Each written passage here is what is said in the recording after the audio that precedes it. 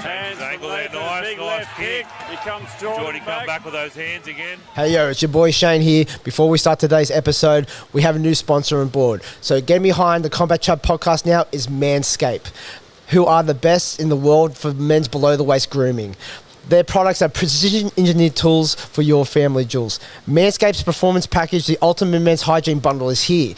Join over 4 million men worldwide who trust Manscaped with this exclusive offer for you. 20% off and free shipping worldwide with the code COMBATCHAT, all one word. If my maths correct, that's about 8 million balls. Okay, fellas, let's be honest. There's always that story of us trying to trim the hedges, mow the lawn when in the younger days, but even probably now, because we don't want anything scraggly down here. We don't want our budgie smugglers to look like they're tarantula smugglers. Okay, we've got to keep it fresh. Okay, and this is where the lawnmower 4.0 comes in place, and I've used it myself. And it's great. I got nothing but good things to say about it, actually. So, I'm going to kind of keep everything pristine from now on because Manscaped's on board. And it doesn't stop there. You also got the Weed Whacker, which is good for the nose hairs, the ears hairs. You also have the ball deodorant, the ball toner. So after you smooth it and kind of moisturize some of them, they're going to be smooth as eggs. Who doesn't want to touch them after that? For real. So in saying that, it's time to take care of yourself. Go to manscaped.com and get 20% off and free shipping with the code COMBATCHAT, all one word. So remember, to get 20% off, free worldwide shipping, put in Combat Chat at manscaped.com. And remember, unlock your confidence and always use the right tools with the job with Manscaped. Hey, yo, your boys are back again. Hello. On a crack of a day. Absolutely beautiful day For it. Cannot complain about today's weather in Sydney. It was a bit of a torrential downpour the last couple of days. So we're just in for some more flooding again, the way it was going. Yeah, it's been a bit like that, a bit of a roller coaster ride, but today's nice. You got to take it one day at a time. One day at a time, anyway. But it is such a great day. I was like, oh, we got a guest on. We do. So from here at the moment, this fellow trains at Bones MMA. He's the current Victoria WBC champ, and he's going to be fighting for the Australian WBC champ on hardcore very soon, next week to be exact. It is Issac Tomlinson. How are you today, sir? Good, thanks, boys. How are you? Going good, mate. Going good. Thanks for making the time to come see us and have a chat. Thanks for having me. I really appreciate it. Fan of the show, stuff like that. So it's cool. Thank you. I have an important question to kick off, Issac. Yes. You've been going by the nickname Kid Ink for some time now. Yes, you've mentioned this on a previous. I have. I want to hear it straight from you. When do you become Man Ink? I don't know. I got to hit puberty, I guess. Jay Darley gave me that name when I was 15. I was 15, walking into the gym with new tattoos each week, so it sort of just kicked off, and it just never changed. So if anyone wants something cooler, feel free to lay it out. Don't give suggestions. I like it. We need a poll on Instagram. All right, cool. So like I said, thanks for coming on, man. So first time on the podcast, and everyone else that we got on the podcast the first time, we want to know the background story. So what drove you into Muay Thai, and then after that we're getting more to your career, and then what's going on currently. I got into it when I was probably 11 or 12 years old, just by my older brother went to, he was good friends with Kane Brunton, if you remember him. So he sort of just said, bring him down. So I did, started in the kids classes, and then just kind of never left. And then, went through high school training, and now I'm here. Yeah, that's sort of it. Yeah, it's when was the defining moment for you then? When you were training, that you go, you know what, I think I need to put these tools to use and jump in the ring. I was probably 14, and Chris, my trainer at the time, asked me, he goes, do you want to have a fight? I'm like, yeah, sure, we'll have a fight. He didn't tell me it was in Darwin and without pads though, and I was like, yes, we'll just do it. So I went and did it, and then I actually won that fight by TKO. So I was like, all right, sweet, I'm going to do this. So that was probably the moment I realized that that's what I wanted to do, sort of thrown in the deep end and sort of stuck with it. I was like, all right, this is pretty cool. Let's do this. So talking about Chris Bradford, the AK, that was your first coach? Yeah. So I trained under him for 10 years probably. before moving to Bones recently, just a few months back. And was that driven by, like, so of course Bones is down in Torquay. Did you just change location and the gym change was driven by that, or what kind of brought you down to Bones? I'll be honest, there was a little bit of a fallout.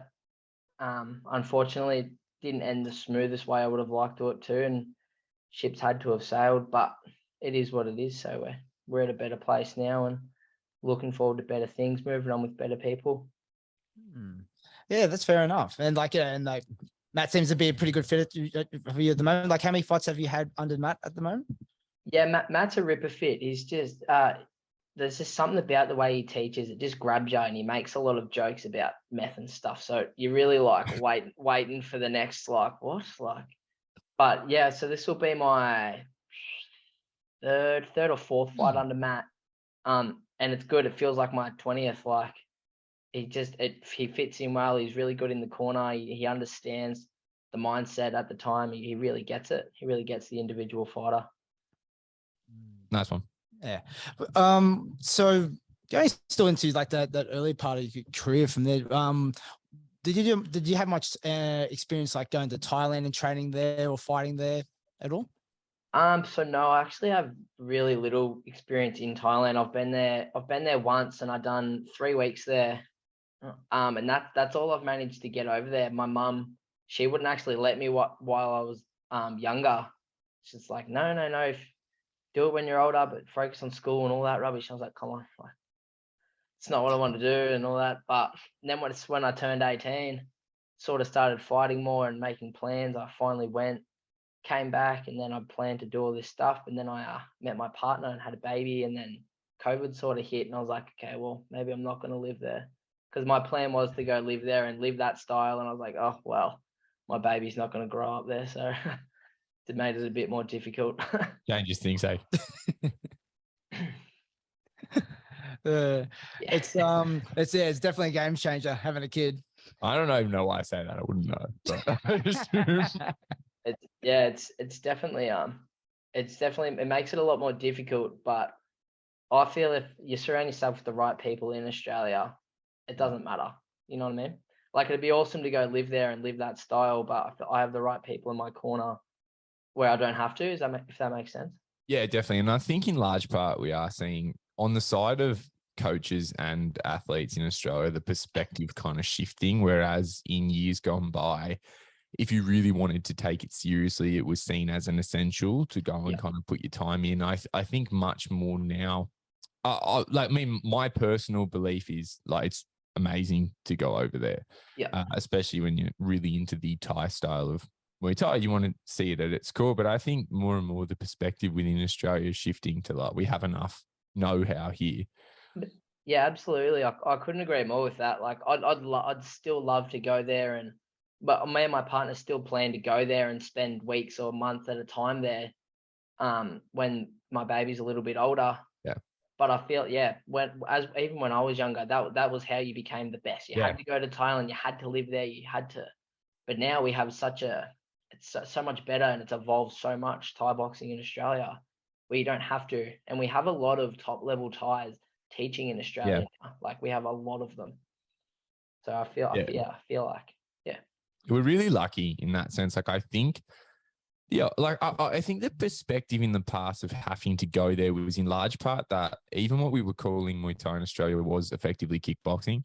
And you have to go over there and see real Thai boxing for what it was and kind of bring that perspective back. But now, as you say, we have so many elite Thais on hand in Australia and more access to real Muay Thai fights. Like, I think we're very lucky at its core to have an authentic Muay Thai scene here. And then there's other things on top of that, like the right kind of progression fights oftentimes are here in Australia with the management of, your trainer. Whereas like when you go over to, like, if you or I went to Thailand tomorrow to start a stint, there's a lot of positives to come from it, but you don't really know who you're going to be fighting for, at least for the first 6-7 fights that you're there. Like, it might not actually be the best use of your efforts. Yeah, absolutely. I couldn't agree more. So, we were talking before this podcast, like there was like fights in particular that you liked. Maybe one fight in particular we talked about was like fighting Tom Cannon on Rebellion, whereas as you put it, it's like probably a fight where you go, you know what, I think I can actually be good at this and carry on. So how about you talk us through that experience and like, you know, that moment of realization afterwards? Yeah, so when Chris had come to me with that fight and said, we're going to fight Tom Cannon for the WBC featherweight belt, and I sort of spun out a minute. I'd just beaten Cowley previously for the fight before, which, yep, that was a cool name to tick off. And then the fight before that, I actually got stopped in like 40 seconds against Tristan Papadopoulos on power play in a K1 fight. So I was a little bit like disheveled at the time. I was like, I don't know if I can fight him. Like, he's just spent 2 years hard in Thailand fighting on Max Muay Thai and winning. He's been doing okay, like, and all that. So he come to me and I was like, look, I'll fight anyone, but like this, like, I don't know what, don't expect magical stuff to happen. Like I'm just a kid from Geelong, like, relax. And then, yeah, we trained, we fought. I had a really good camp for that fight, fought him, beat him. But I learned a lot that fight. I learned a lot about myself and a lot more about Thai boxing because he'd obviously come from Thailand, the 2 years in Thailand fighting and stuff. It was a lot different, like, because that, to me, I used to fight really like just kickboxy K1 with elbows and stuff. Yeah. I like to strike and stand up and punch on, but the clinching side of it and the grappling side of it really like got with my brain, which Matt is really helpful with now. I'm a lot more confident and better now, which I haven't really showed yet in my previous fights. But that fight really turned a leaf for me and was like, okay, if I'm going to keep going, this is where I need to focus now. It's like I can stand up, I can strike, I can move, but I can't. I needed to improve my fight IQ and my grappling a lot more, which is sort of what I've steered towards since then. But haven't really had to apply much of the grappling side of it yet. I haven't really fought a clinch heavy fighter probably until this coming weekend and in Cian, to be honest. But yeah, that was my turning point and my really like, okay, let's maybe see how far we can go with this after that one, to be honest. And that's an interesting fight to bring up off the back of that point about kind of the desire to live and train in Thailand, because I can imagine it would have been good for you. I think oftentimes as fighters, it can be quite daunting to fight someone who's returning from a lengthy stint in Thailand, because there is still that thing in your head, like, shit, he's really been living the life for this many. I think in Tom's case, it was years too. It was like two straight years he spent there. Yeah. Yeah. So like, was part of the kind of preparation for that sort of firming up within yourself, like, no, I've got everything I need here, and did you kind of prove something to yourself in that? Because that was quite a dominant performance, like a couple of 8 counts. Is that when you're like, all right, look, I've got something here. I'm in the right place. I've got what I need here in Australia. Yeah, that was a good point for then. That was when I sort of realized, okay, maybe I do, because it was a good performance. It was pretty dominant all the way through until maybe the last roundish when I was a bit gassed. He obviously wanted the clinch. Yeah, I hadn't dealt with it much before. Yeah, it was a good point. That's when I turned around and realized, okay, maybe, maybe I can go above what we're at. Yeah. And you mentioned this is one thing I've been interested in watching you fight. I've fought on the same card as you a couple of times recently too. That fight was your first WBC state title at featherweight. I believe it's junior welterweight. You also now, a couple of years later, have a state title at as well. That's quite I've seen you fight over the years at quite a wide range of weights. Is that down to just growth as you get a little bit older, or like, what's the best weight for you? So we're actually still figuring that out now. Yeah. So I fought Tom Cannon at 57.2. So that was the super featherweight title. Mm-hmm. And then I've just beaten Sullivan for the 63.5, which is the super lightweight. I fought Van before Sully just at 59. Yeah. And I'll be honest, I missed by 200 grams. That was my second fight back after COVID. Yeah. I'd matured a lot over COVID. Like I grew into my body a little bit, started to sit a bit heavier.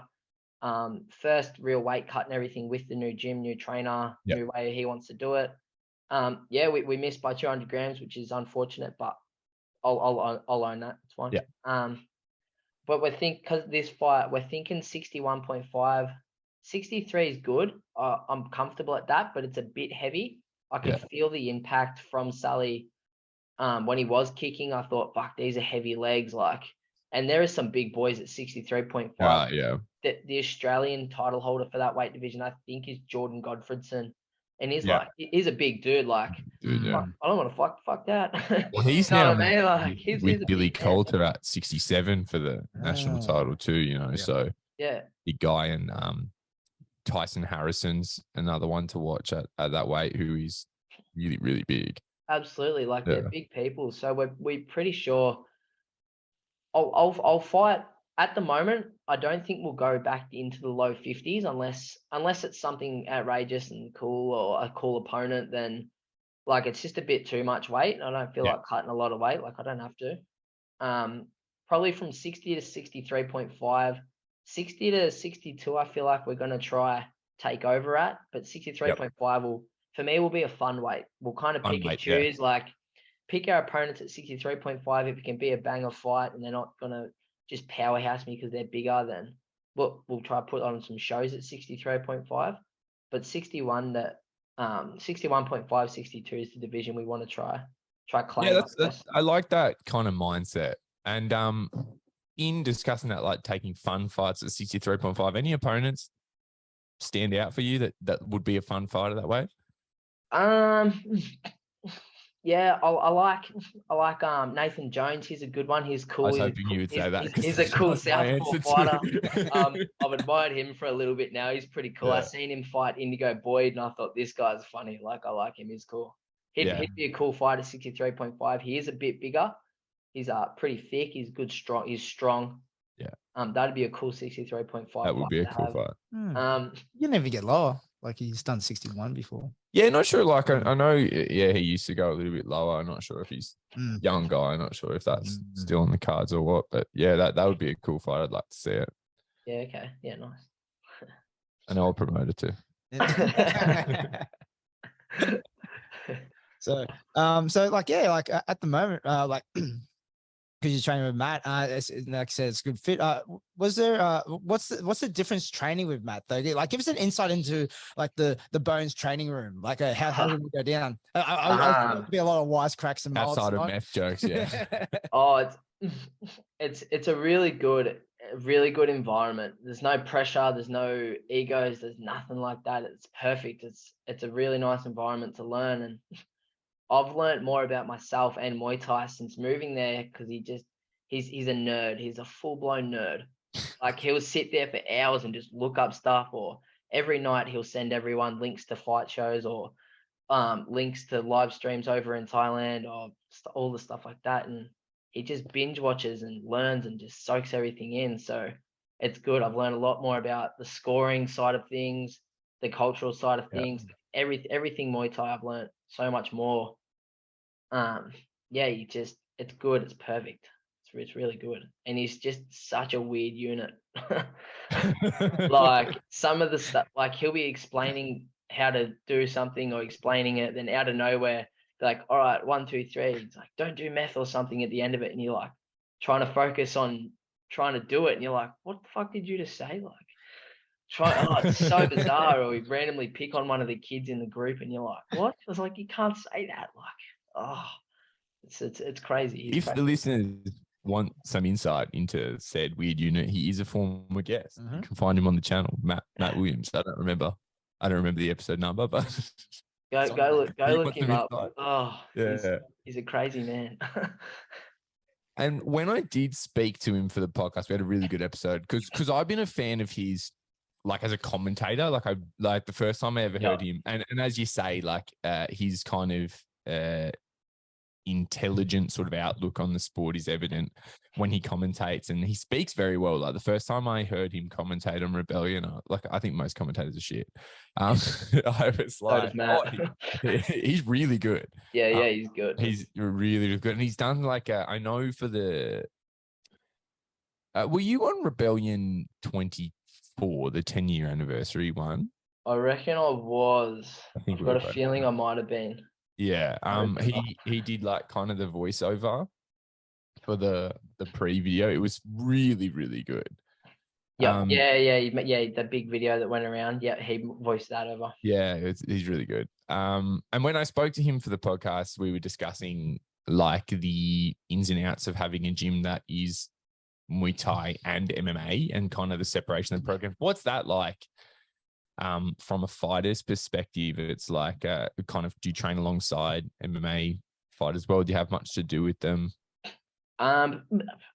Training wise, no, we don't have a great deal to do with them. They've sort of got their own upstairs area where they do all their weird MMA things, and we're downstairs and have stuff.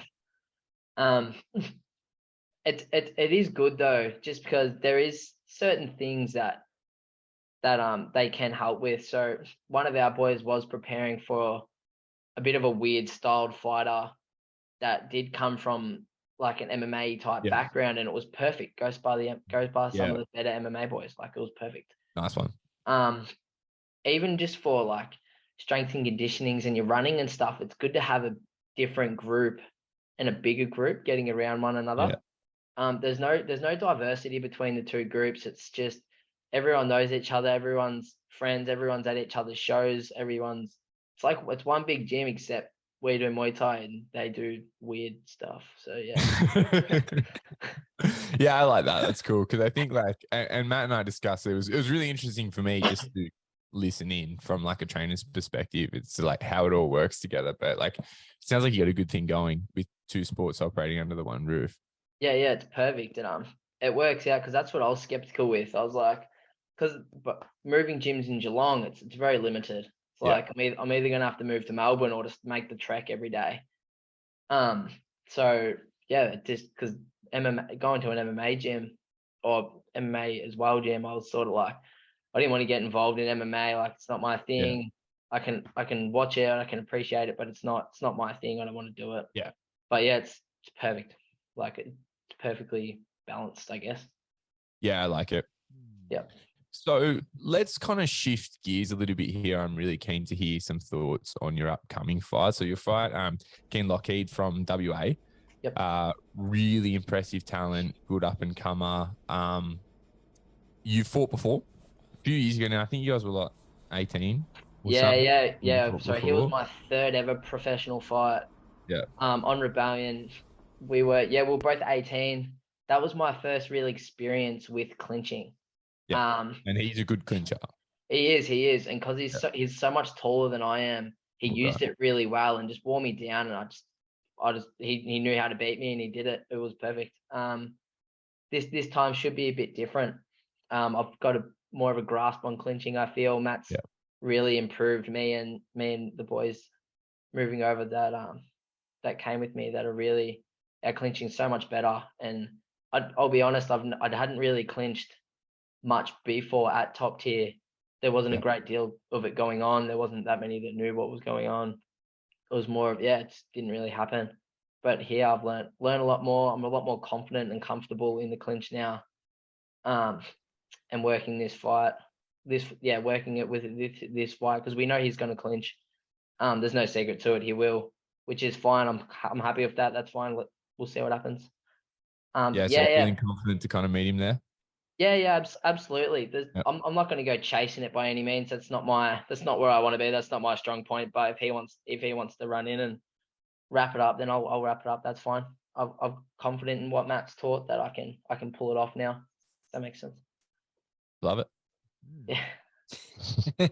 Yeah, both of your careers, like I guess from that last fight, have gone on a really upward trajectory. Yeah. And they're both of you like taken on a lot of great names as well and fought. And now I guess you're going to be finding two different versions of each other, really, from your previous meeting. Yeah, absolutely. That's what I keep telling myself. I'm like, because you get that thought in the back of your head, like they've already beaten you, like this and that. It's like, But it's like that was years ago now. Like we're both 23 now, two completely different fighters. It's like we may as well have not fought. You know what I mean? Like, yeah, it's the same when I fought Van Fan a couple of fights ago. Like we'd fought previously, but that didn't matter. Like I wasn't the same fighter. He wasn't the same fighter. We'd both fought a lot more different people since then. Like may as well have not fought before. Like two completely different fighters at the moment. Yeah, definitely. And you probably like potentially limit yourself in approach if you're really thinking of it from a place of like, you know, this is me taking on, because it's also, you know, you can think you're probably limiting yourself by considering like I'm the same fighter that I was and I'm fighting someone that's beaten me or that I've beaten for that matter. Yep. But you can potentially be overlooking how different the other side can be. Like I think that's a really common mistake in rematches is people prepare for the person they fought, not, you know, a potentially different fighter, which like you both train at good camps. You shouldn't expect someone to be the same 5 years on. Yeah, absolutely. Yeah. Especially with Matt too, it's helped a lot. Yeah. Because he wasn't there for the last fight. For him, it's a completely new fight. Yeah. He's able to look at it from an outside point of view and all that. So that's been a real big help too. Because that when I first got the offer of the match, I'm like, yeah, I'll fight him. But all I could think about was last time this happened and last time this happened. And then Dylan told me, he goes, bro, that fight was years ago. Like, well, shut up. It's like, yeah, you're right, I guess. Sweet. And like everyone knows 18-year-olds are dumb. Like you're not really you're not really going to look at like what happened when you were both 18 and think that holds any weight today. Yeah, absolutely. And beyond this, do you have any idea what's coming up? Any matches in the pipeline, shows you'll be appearing on, or it's just one at a time? For me, sort of it's one at a time. Matt says he's got a bit going on, a bit planned for next year. But he doesn't want to spill the beans too soon because stuff falls through, stuff happens, which is fine. There is just sort of a few names that I like and I've admired for a while that I'd like to fight going on and stuff like that. But I sort of just like to take it one fight at a time, see what happens next. Yeah, definitely. Yeah. I think Matt was talking about maybe some overseas stuff next year, which will be cool. I don't know the exact details, but that'll be cool to know about when if it happens. Yeah. So that's worth keeping an eye on. And you've become kind of a regular on hardcore promotions, right? Yeah, I have. So my first fight back after COVID was on hardcore against Quang, which was a great fight. And then since then, that was a good fight, yeah, me and Mark have sort of developed a cool relationship. He's a funny weirdo. I'm a bit of a funny weirdo. It sort of works out well, and he just sort of he likes to put on good shows. He thinks I'm a bit of an entertainer, so put it on. Well, like you said, there might be like overseas opportunities in that one. Like, do you think about like you want to stick to the more like traditional Muay Thai as played at the moment, or like there's this big rise in entertainment Muay Thai, like, you know, the free rounders, the small gloves. You're already training with MMA guys anyway. It's like, has that ever kind of crossed your mind, doing that? Yeah, absolutely. I feel like Muay Thai and the little gloves, I'm in two minds about it. One, I'm like, yeah, that'd be hectic. We'll punch on, that'd be sick. And then other times I'm like, that's so stupid. Like, Pinky, he hates it, and I'm on board with what he has to say about it. But at the same time, I'm like, that'd be pretty hectic. Like, it'd be cool. Yeah. I'm kind of the same as you. Like, it's not like my favorite thing ever, but I also think like you're kind of going against the tide to resist it now. Yeah. And I'd do it to say I've done it, but I'd try not to make a thing out of it. You know what I mean? Yeah. Mm-hmm. Yeah. I mean, but also it's like, that's where you're going to make the most money also. And yeah, we're all shallow at the end of the day. Yeah. Okay, so one thing that was kind of that Matt brought up to me when we were talking about in this episode, I'm really interested to kind of hear the story on and get a little bit insight into, is like a lot of listeners might not know, or people that don't know you well, you have Tourette's. Yeah, I do. So I was diagnosed with that when I was like probably like 8 or something, I think, like that. So I've grown up with it, but Yep. Yeah, I have it. So there's a lot of videos. I've gone to make a video about it, explaining it, but then I was like, oh, fuck this, I don't need to do that. You can hear Matt talk about it in the Tom Cannon fight that he commentated, pointing out that my leg might have been cramping. I wasn't cramping. That was just me having a nervous freak out because I was fighting Tom Cannon. But yeah, so I've grown up with that my whole life. Then when I started Muay Thai, my mum noticed that it did really help it, sort of suppressed it, got rid of a lot of that built up energy and Okay. yeah, stuff rolling around a kid, I guess. And then through high school, it helped a lot. Where I was a bit of an angry kid, you know what I mean? I was sort of a bit angrier.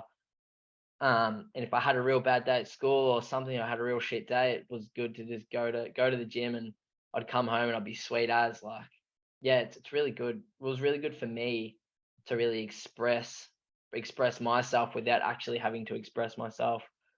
Yeah, I didn't have to talk to anyone, didn't have to do anything. I could play music and punch a bag for 3 hours a day. Like it was great.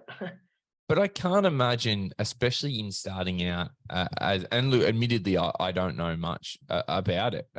It's really interesting for me to hear. I would imagine it came with some complications, kind of getting your feet under you training. What was that like? Or did it, as you say, it kind of helped from an expressive standpoint? Like, was it difficult to kind of train around in the early going? Was it something you had to teach yourself? For me, it hasn't been difficult at all. Thankfully, it's helped more than it's done anything. If anything, sometimes if I'm a bit, it comes in waves. So some days I'll be really like twitchy, and other days I'll be real mellowed out and stuff like that. But some fights it can be really bad. Some fights it's completely fine. Sometimes when I'm in the ring, you'll notice it. My right hand will go a lot. You'll see me jittering that a lot when I fight.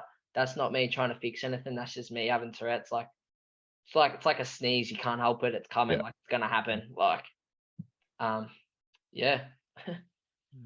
And it's not super common. Do you know anyone else with Tourette's? No, it's not super common, but it is a little bit more common than people would realize. I see a lot of adults undiagnosed with it, and straight away I know. I'm like, you've got Tourette's, mate. And they're like, what? No, I've had this my whole life. I'm like, mate, whatever. Like, there's no point arguing. But it's a lot of people go undiagnosed with it. They do, as much as they won't admit it. But I do know a handful of people that have it. No one that really does anything.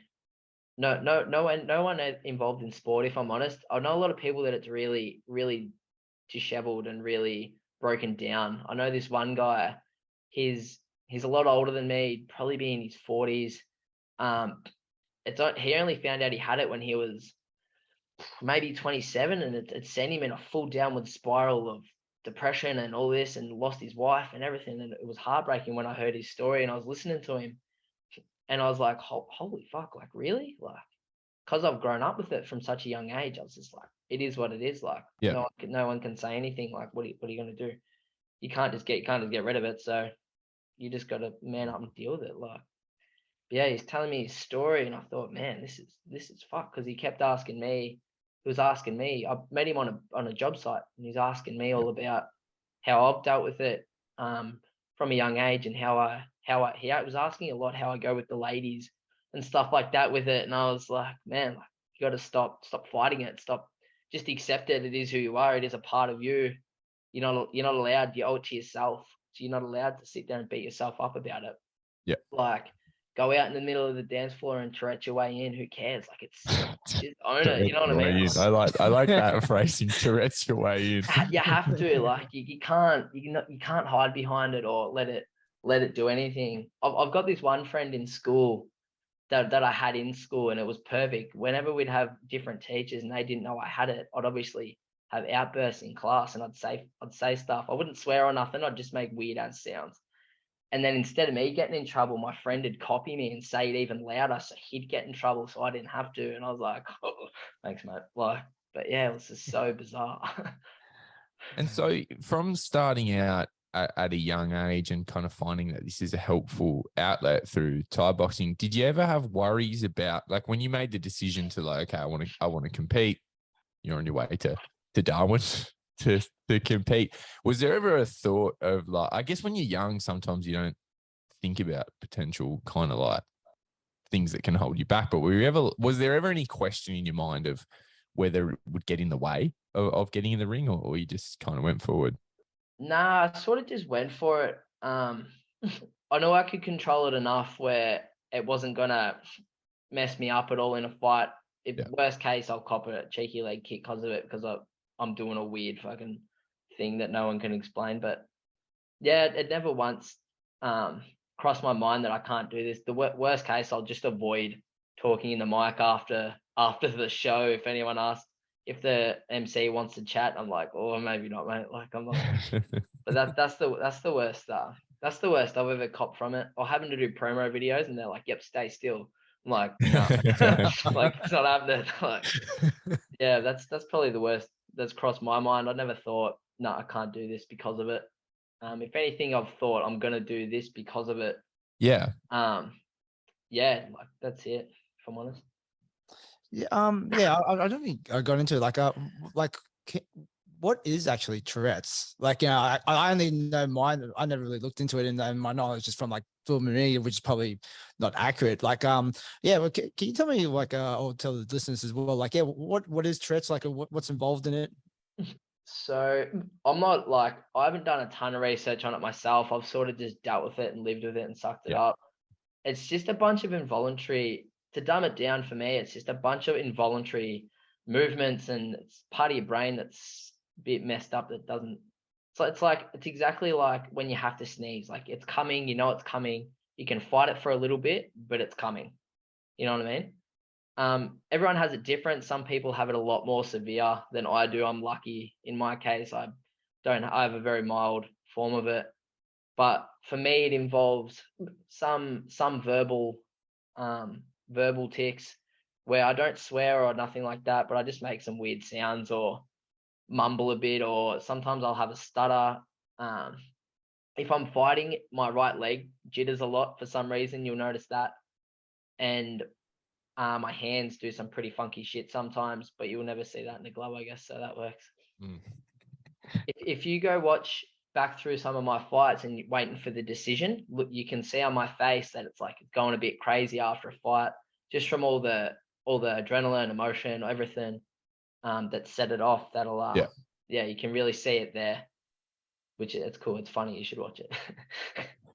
Well, it's like, I, of course, been aware of you for a long time, watch you fight live, chatted to you at shows, and until Matt brought it up, I didn't know. And even then, I wasn't sure if he was joking. It's kind of his sense of humor anyway. Yeah. Do you find that when you're, like when you started at the gym, is it kind of apparent to trainers, or once you kind of get working, is it sort of not really noticeable?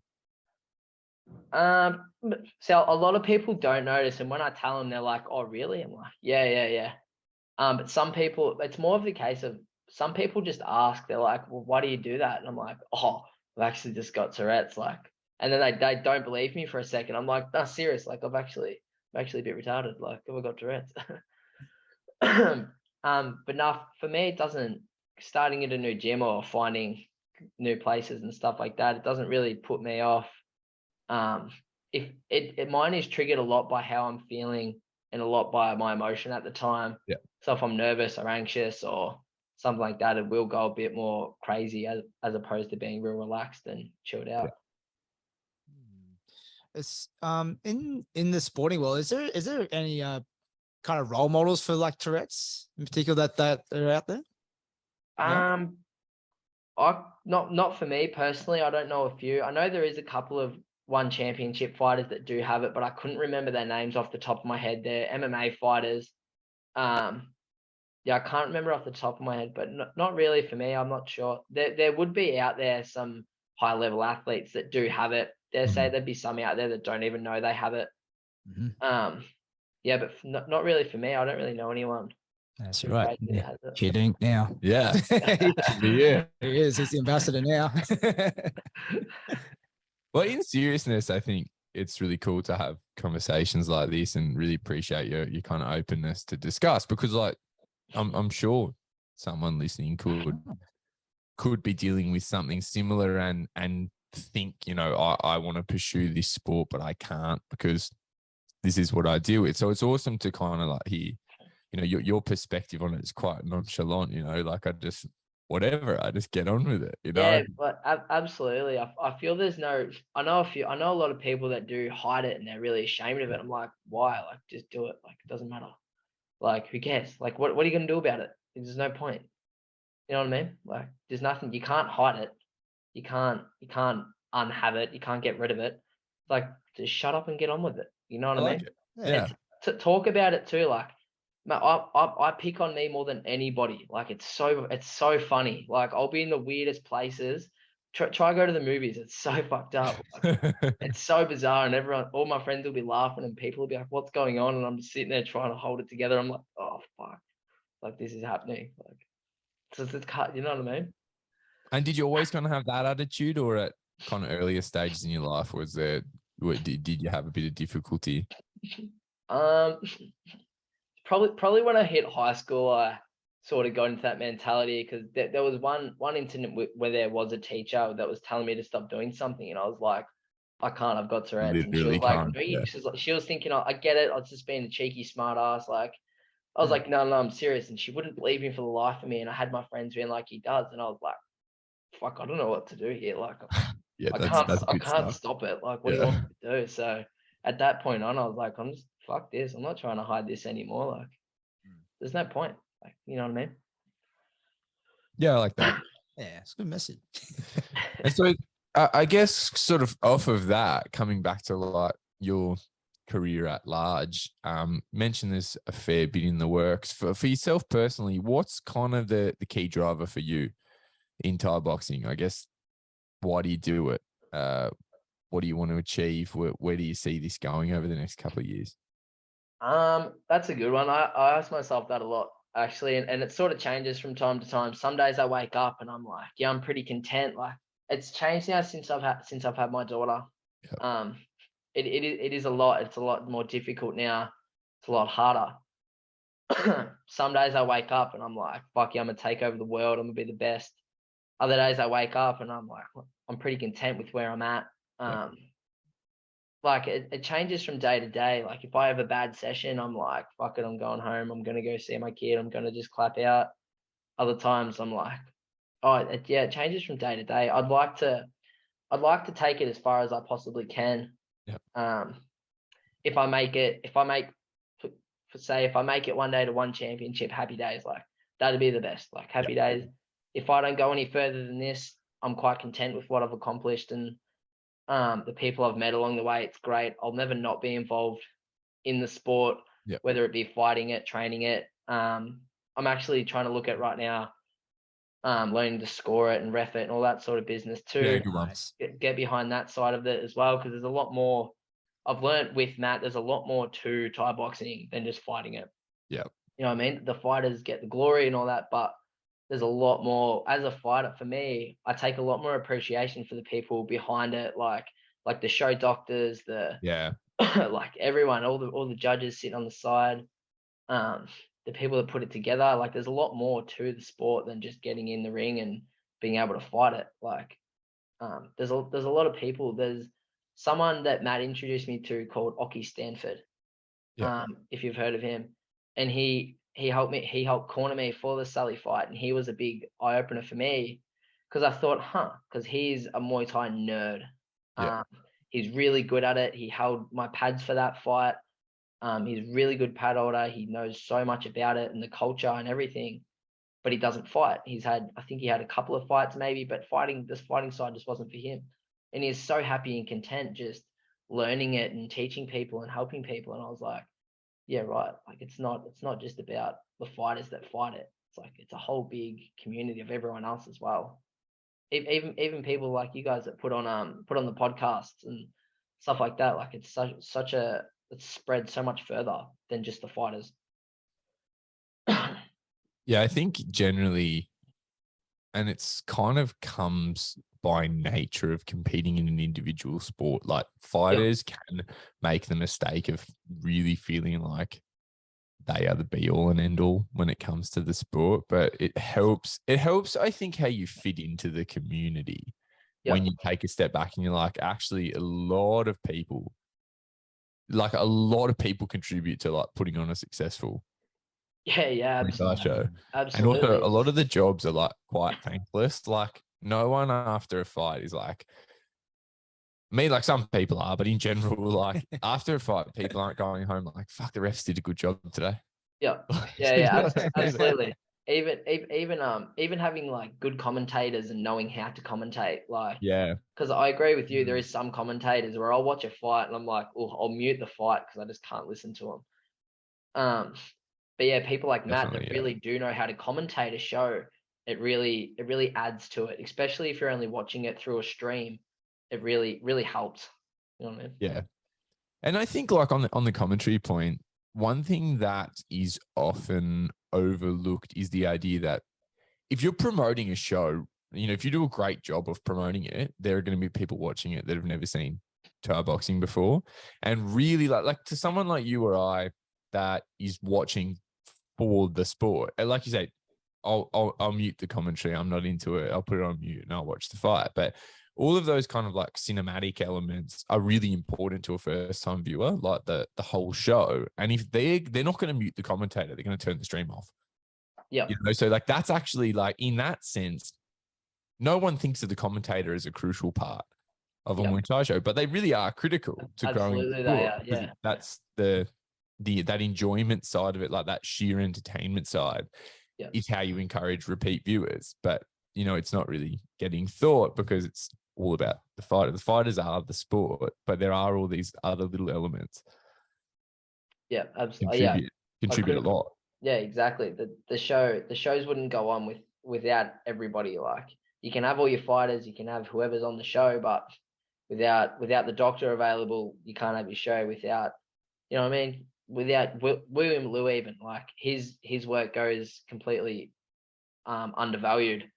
He is for me, he's the best fight photographer in the game in Australia. But yeah, people wouldn't see. They'd just be like, oh, what is that guy doing on the side of the ring? Like, does he have to? He's in my way. He's doing this. Whereas I'm like, yeah, get in there. Like that's sick because I know that photo is going to be hectic. You know what I mean? Like, yeah. Yeah, for sure. And so at kind of Bones, do you do any sort of like coaching on the side? You help out with some of the. I'd imagine you're one of the more experienced Thai boxers there, right? Yeah. I'm probably one of the most experienced in Geelong, to be honest. Apart from there's a few getting around like your Kane Brunton and your Pat Richards, but they don't really have a great deal to do with Thai boxing anymore. I haven't actually heard that name in a while. Tech 8? Yeah, Tech 8, yeah. So I grew up training, watching him train and fighting and all that. So him and Kane, and they were the big role models when I was coming through. Yep. So they're a big reason of how I do fight. Kane especially. When I was younger, I idolized Kane. That was how I based my whole style around, was Kane. Like everything had to do with Kane. I was like, if Kane does it, I'm gonna do it. Like, yeah, because he was, for me, he was the best growing up. But yeah, I do. I help out as much as I can. I used to help out a lot more when I had a bit more free time. I'll try go to help Matt in the corner for Muay Vics and Vammers if we have fighters on them and stuff like that. But yeah. One thing we also haven't really touched on, I guess, is of course you got like a pro fighters training schedule, young daughter. What's the sort of day job for you? So I still work a full-time 8-hour job. I'm actually I'm actually just a plasterer by day. So I actually work for Daniel Stroud, who he's fighting on he's fighting on hardcore too. Yeah, so he's my boss as well. So nice one. which is really cool because he gets it. It saves me having to be like, man, I need time off for this and this. And I've worked for people that are like, that's not going to pay the bills. You need to work instead. And I'm like, whatever, like go away. So it's good to work for him, but yeah, I'm just working normal 8-hour day. So I do have a pretty flat out schedule at the moment. I'm Yep. pretty I'm drawn pretty thin. I'll get up at 3, go to work from there, go work 8 hours, go pick my daughter up from daycare, spend as much time with her as I can before I have to go to the gym. Otherwise, I don't get to see her at all. Most of the boys at work, they'll start at 7, finish at 3, 3:30, whatever, going with their day. But if I do that, then I'm straight from work to the gym till late. By the time I get home, she's in bed, so I don't get to see her. And I tried that for a bit, and it was heartbreaking. It was like, nah, this isn't it. So now I get up super early, go to work super early, get my 8 hours, so I can still make my 8 hours, and still be able to put the training in to be a professional fighter, and still be able to be a dad. So you got some flexibility then in kind of when you start work and when and that's all thanks to Daniel. He's really looked after me, because he's obviously a dad himself. He's obviously he's done it all. He's done exactly what I'm trying to go through. That's why, and now that he has his own business, it really helps him. But he said that to me. He goes, I'll happily accommodate for whatever you need to be able to make life work. Like, he's really chopped me out with it, because the person who I was working for previously, he didn't get it really. Yep. He didn't really get the whole fight style, and he's like, I don't know why can't you just work till 4 o'clock every night? And I'm like, well, it doesn't really work like that. Yeah. And we've all kind of dealt with that, and like, you can't really expect people to get it either. Like, I had similar issues, and you try to help them get it as best you can, but at the end of the day, like, if you're not involved in it, you won't understand. That's it. If you don't get it, you don't get it. Yeah. And that's it. They just don't get it. So working for Daniel's it's really helped me, because I can balance everything a bit more. But some days it's still really hard. Like, I still would get to the gym, and I'm like, I'll get a Snapchat from my partner bathing my daughter, and she's funny as, like, she's the funniest little kid ever. She does some real funny, bizarre stuff, and it's just great. And I'm like, damn, I wish I was there instead. Like, this would be cool, but sort of one of those things that I have to suck up and move on with if I want to do what I want to do. Yeah, that's it. Look, I have 0 children, and my schedule absolutely burns me sometimes. So I admire you being able to make it work. It's hard. It's my partner too. If it wasn't for her, I wouldn't be able to do what I do. Like, she's pretty cool. She's pretty cool with it all. She gets it. It's like, okay, I get it. You want to be a fighter. Like, we need to, like, how do we make this work, and how can we do it? She's not like, nah, I need you home then. I need you home here to do this and do that. She's, all right, let's make it work so we can make it work, if you know what I mean. So if it wasn't for her, it wouldn't be possible at the moment. Like, she's pretty great with it.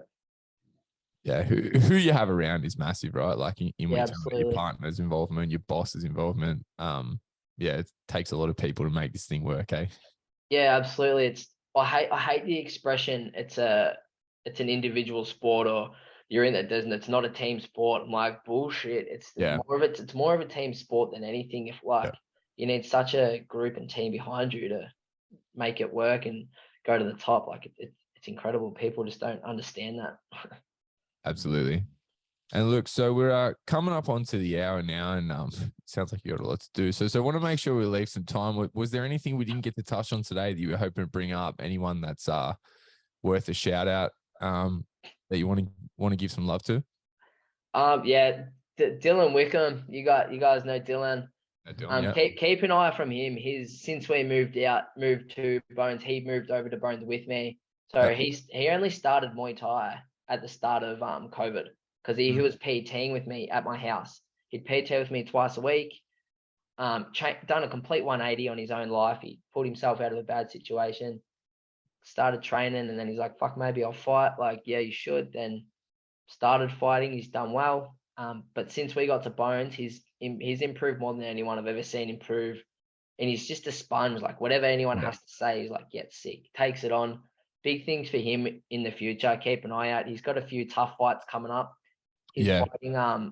He's in hardcore too against Pana, which that'll be a ripper fight. Dylan's looking good. He's got a good game plan. If he can pull it off, he should grab the win. But either way, Pana's a good fight for his. So this will be his 6th fight in 12 months. Crazy. Like, he's just going hard at it. Like he just wants it. It's the only way. That's it. He's just basically been fight camping and dieting all year and just thrown in here and there, and whoever it is, like he's taken on some pretty good names. With Well, he not fought many Kai fights. last time out, and Yeah, that's right. that was a big step up. There's a bit of an Absolutely. experience gap there.